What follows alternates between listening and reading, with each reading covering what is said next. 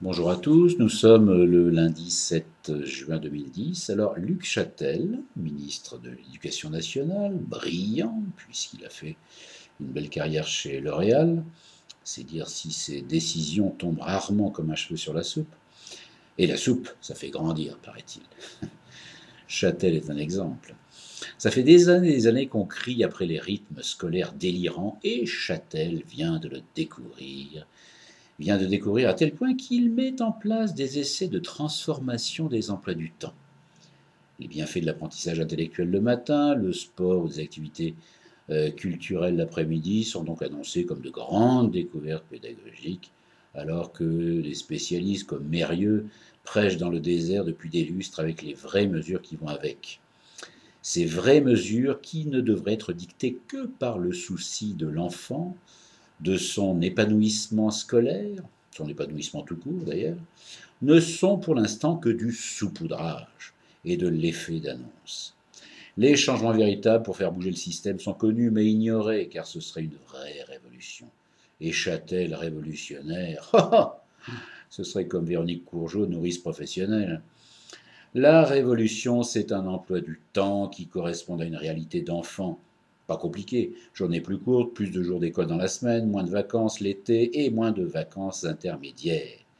Et c'est ce qui n'est pas compliqué au départ qui devient compliqué dans l'application. Les sports d'hiver et tout ce qui va autour risquent d'être malmenés si on divise par deux les vacances de février et celles de printemps, même si on maintient les différentes zones pour fluidifier la circulation, autre fait assez éloigné de la stricte priorité éducative. 6 matins sur 7 jours posent aussi des problèmes d'organisation pour les couples divorcés avec les fameux week-ends. Couples divorcés qui pourraient découvrir qu'enfanter n'est pas une fatalité.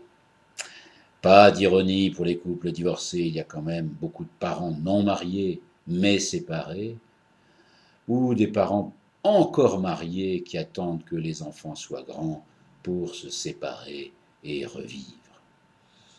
Tout ça pour dire que, ça m'étonnerait de le voir de mon vivant, mais j'aimerais qu'en matière d'organisation éducative, on place en priorité enfin l'enfant et qu'on mette aussi sous silence des instits ou profs qui, pour certains, ont laissé leur motivation première au vestiaire. Car c'est comme tout dans l'enseignement, c'est comme pour la religion, on peut se tromper sur sa vocation. Et ensuite, le planning du prof peut donc passer avant celui de l'élève. Et alors, pour ceux qui se battent pour qu'en matière d'éducation, on ait le courage de penser aux jeunes avant de penser aux vieux, je dirais, et encore, bravo.